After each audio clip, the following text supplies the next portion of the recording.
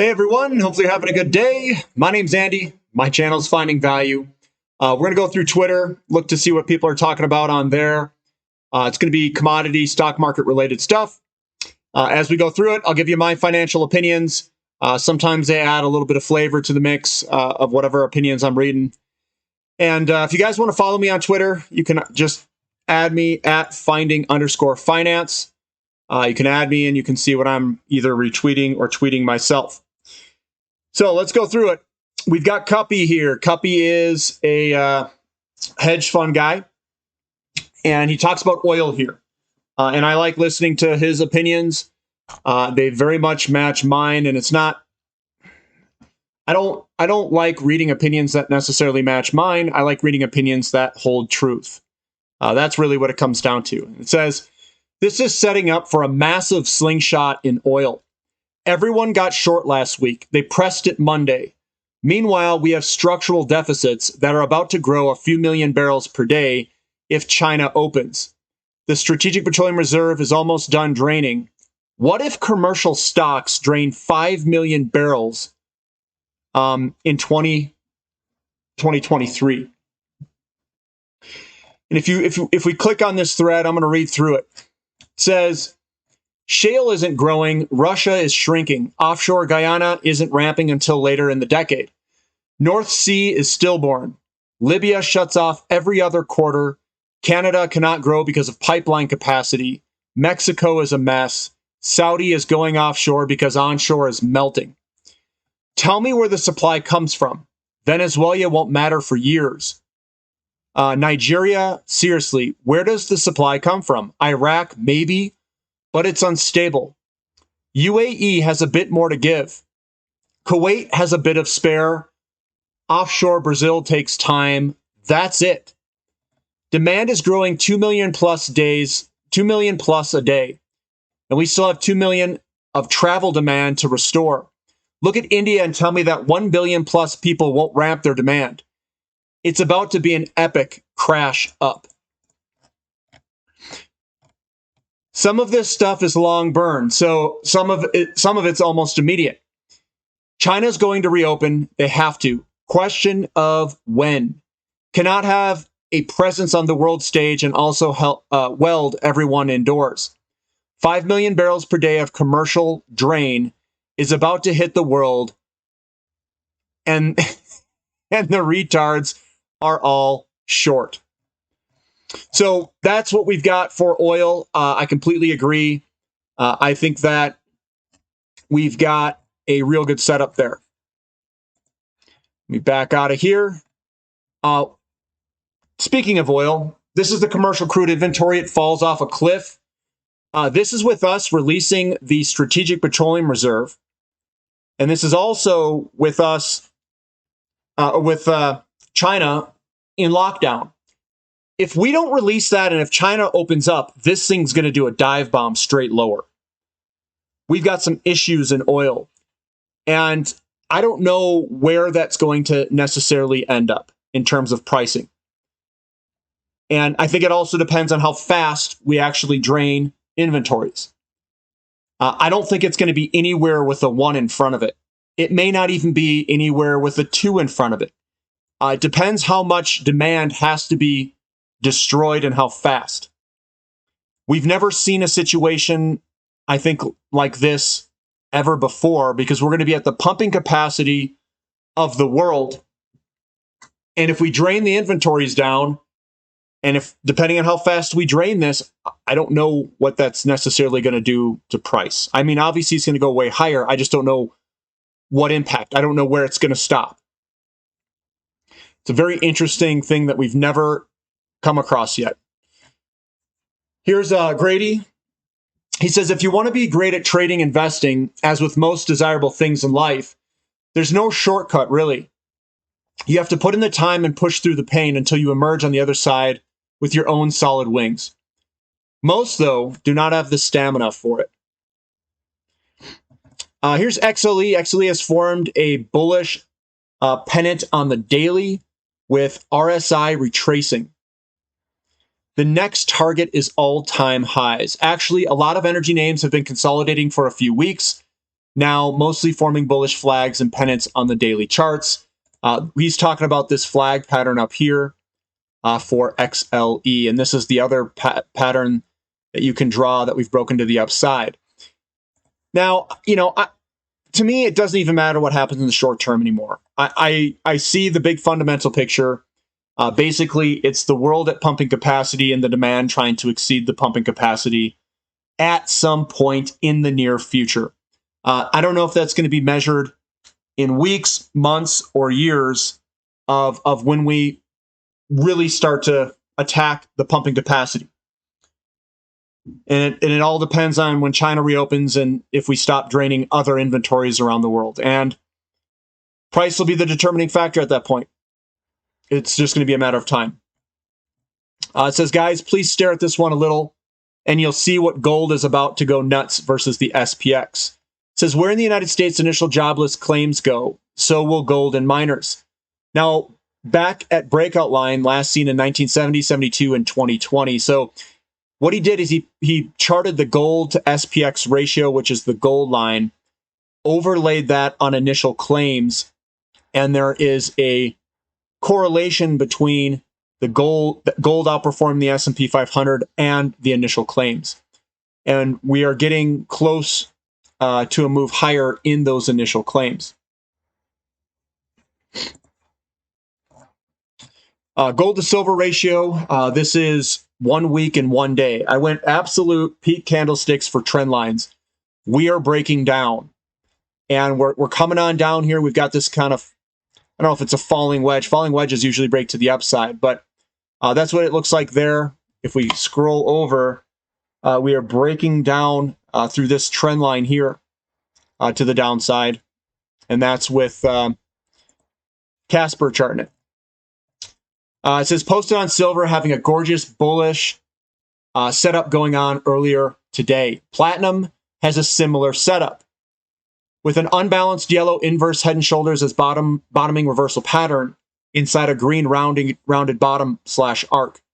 As said, since March 2020 lows, platinum is bound for greatness. So this is platinum here. You can see that nice bowl shape figure that it has. And we're about to break out of this. There's also a bunch of resistance if you go back all the way back here in that 1040, 1050 area. And we could sit here for a little bit. It doesn't have to break immediately. I know I get bullish and people think that it's going to be immediate. It doesn't have to be immediate. We could go back down to the arc here. We could go sideways for a little bit at this resistance level. But just be patient, guys. It's coming. I've been in platinum since 2019, and I bought the heck out of it in the March, April, May, June 2020 timeframe. I even traded, some metals for it. I also like silver very much. Here is 2/3 of crude loaded onto tankers at Russian ports is now heading to Asia. And I hear all this stuff about Russian oil. Guys, Russian oil is being purchased by India and China. It's being used. It's not like we're just letting it sit there. People are buying it. It's being used up. It is part of the supply. This is, and I just wrote that. I just wanted to talk about this real quick. It says, just stop oil protesters less assertive because suspected leaders in custody. Met boss says protesters have been marching on roads instead of gluing their hands to them. But they're protesting oil, but what they're wearing is made of oil, and the colors that they have here is made of oil, and what they're walking on, which is the road, is made of oil. Everything they're doing is made from oil. So how could you protest the very thing that created everything that you either are wearing, are protesting, and are walking on? And probably delivered by. I just find it weird. Bitcoin versus silver. I thought these were a couple of cool charts. North Star bringing in some good charts. Bitcoin versus silver, some cold hard facts. What we have here is a ascending wedge that's broken to the downside. We've got a nice good breakdown. And silver is looking pretty tasty. All of the precious metals look really good. And I think they're I think the metals are interconnected here to the problems in oil, partially connected. I think so. Looking at my portfolio, I am heavy or overweight energy, and then I'm overweight physical precious metals, and I think they're both they complement each other very well because they don't trade exactly at the same time.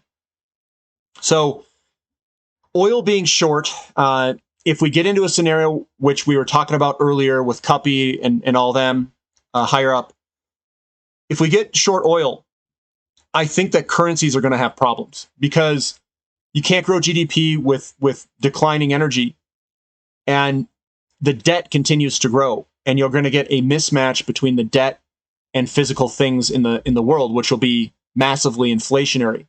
Once people figure that out, this stuff, the physical metals are just going to be drained. They're going to be drained completely. And we're seeing it in the inventories drain down. So it's coming.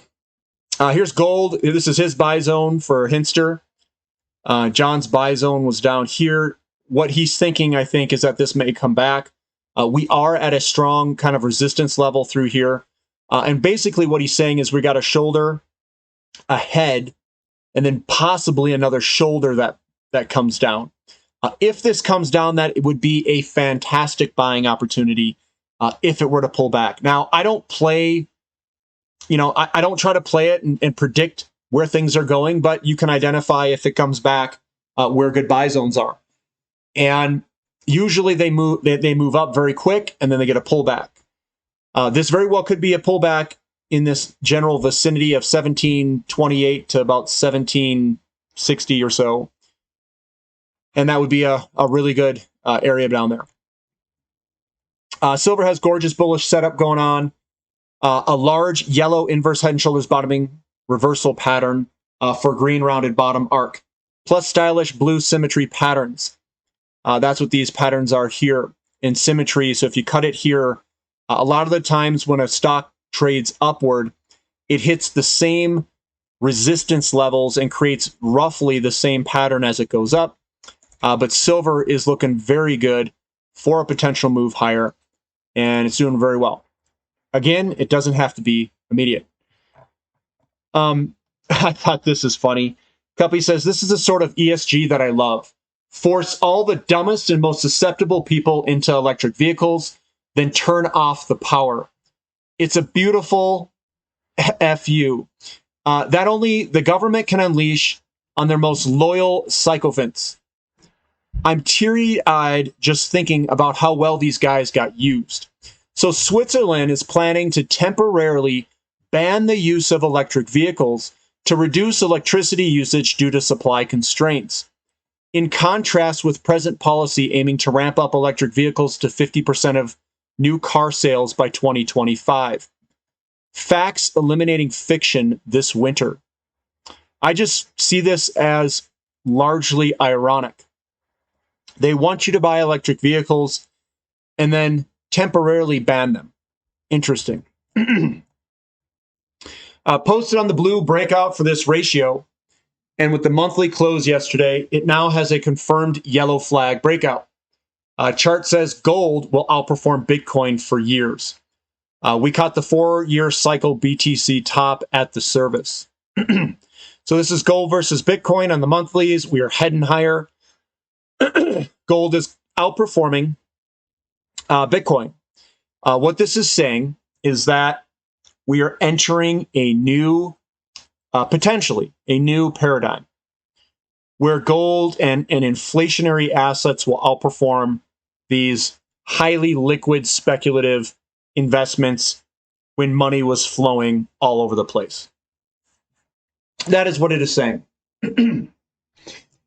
We've got Kevin here, and this was kind of cool. I wasn't really thinking about this. It says, these little SMR reactors will really boost uranium demand this bull cycle. They will become very quick to order and deploy, perfect for mining operations all over the world. In remote locations, they will offset huge fuel costs powering electric mining equipment. The one thing I also didn't really think of, so we've got these cycles, and if you can build the reactors super quick, that means that your uranium demand could also shift quicker than it would than what it has in the past. And if the uranium mines cannot respond fast enough, we could see a demand-supply imbalance grow as small modular reactors could be put online quicker and faster than the uranium mines can be put up.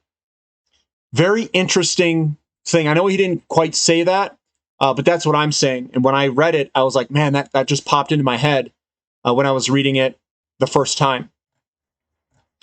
It says precious metals bottomed and it's time to play offense. Gold is almost back to its 2011 monthly highs. If that is the playbook for the miners, there's 85% upside from here. It is game on. What he charted here is the Philadelphia Stock Exchange Gold and Silver Index versus the gold spot price. And he just basically showed that there was a correlation before and they broke apart.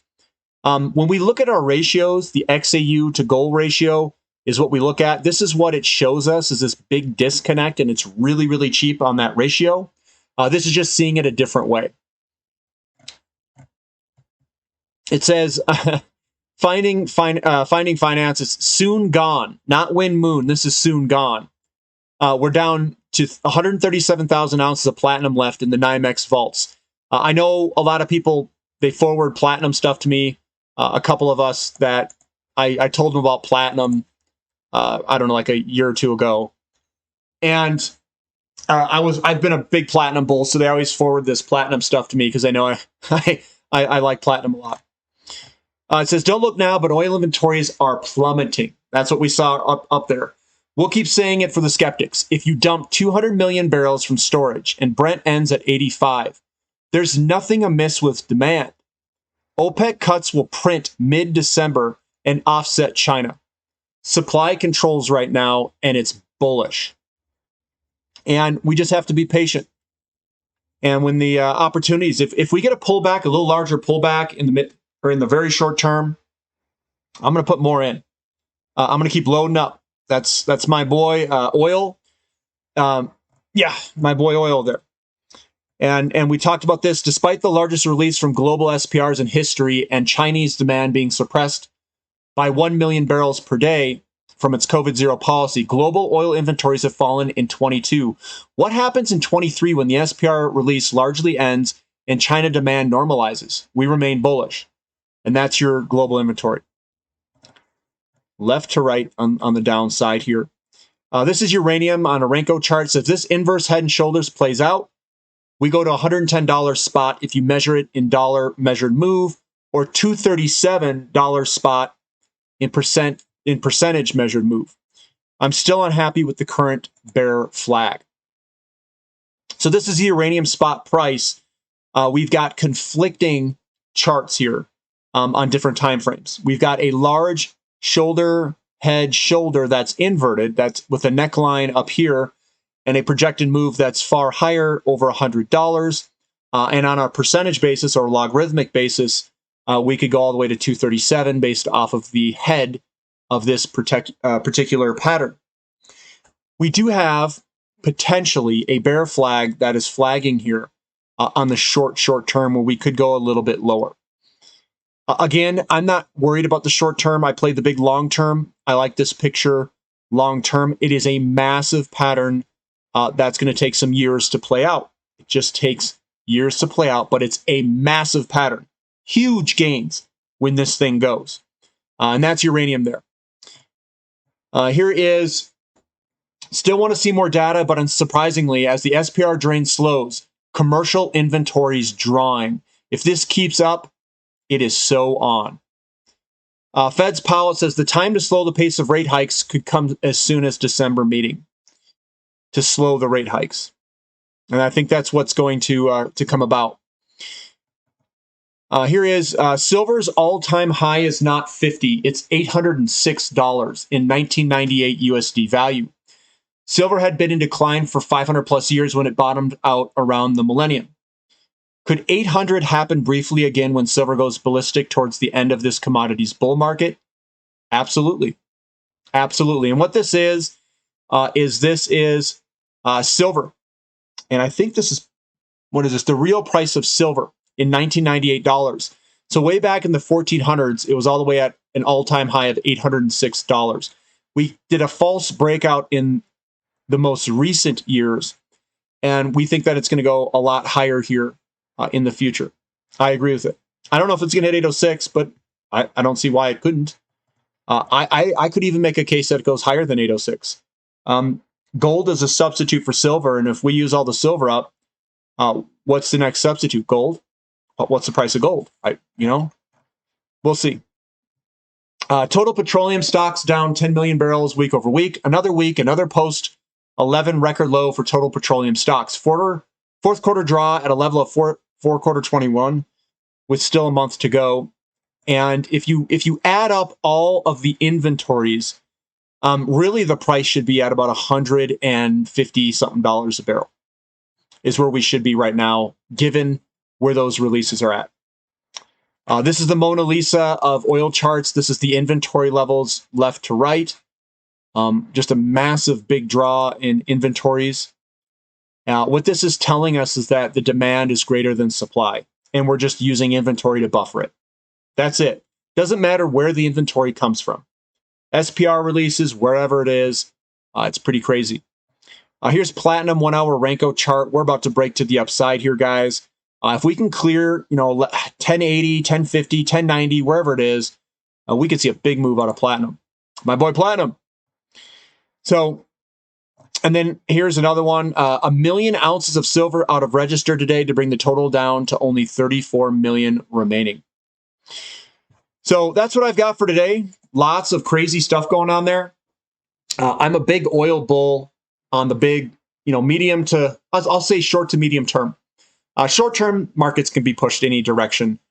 They can be pushed anywhere, and it doesn't necessarily mean that if the price goes down, that you should be changing yourself to bearish. You have to look at the structural market conditions. Also, gold, silver, platinum look very good. Lots of information today.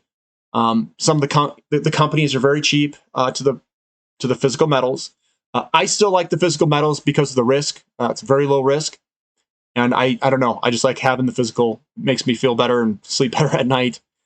But that's what I've got for today. If you guys need help with this commodity bull market, definitely sign up for the Platinum membership. We do have a discount going on. Discount in the coupon code when you sign up. And if you like the content, give me a thumbs up. Subscribe to the channel if you haven't. And we'll catch you next time. This is Finding Value.